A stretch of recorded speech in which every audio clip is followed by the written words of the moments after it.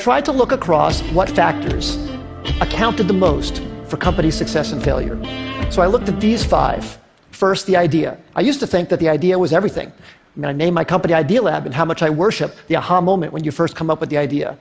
But then over time, I came to think that maybe the team, the execution, adaptability, that mattered even more than the idea. I never thought I'd be quoting boxer Mike Tyson on the TED stage, but he once said, "Everybody has a plan until they get punched in the face."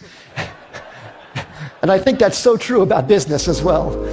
So much about a team's execution is its ability to adapt to getting punched in the face by the customer. The customer is the true reality. And that's why I came to think that the team maybe was the most important thing. Then I started looking at the business model. Does the company have a very clear path generating customer revenues? That started rising to the top in my thinking about maybe what mattered most for success.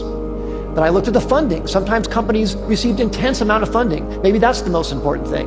And then, of course, the timing. Is the idea way too early and the world's not ready for it? Is it early, meaning you're in advance and you have to educate the world? Is it just right, or is it too late and there's already too many competitors? So I tried to look very carefully at these 5 factors across many companies. And I looked across all 100 Idealab companies and 100 non-Idealab companies to try and come up with something scientific about it. So first, on these Idealab companies, the top 5 companies, CitySearch, Cars Direct, GoTo, NetZero, Tickets.com, those all became billion-dollar successes. And the 5 companies on the bottom, Z.com, Insider Pages, My Life, Desktop Factory, People Inc., we all had high hopes for, but didn't succeed. So I tried to rank across all of those attributes how I felt those companies scored on each of those dimensions. And then for non-Idealab companies, I looked at wild successes like Airbnb and Instagram and Uber and YouTube and LinkedIn, and some failures. Webvan, Cosmo, Pets.com, Flues, and Friendster.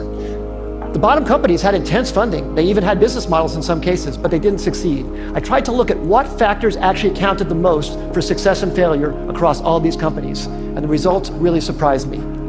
The number one thing was timing.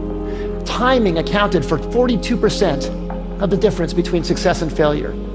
Team and execution came in second, and the idea, the differentiability of the idea, the unique idea, that actually came in third. Now, this isn't absolutely definitive. It's not to say that the idea isn't important, but it very much surprised me that the idea wasn't the most important thing. Sometimes it mattered more when it was actually timed.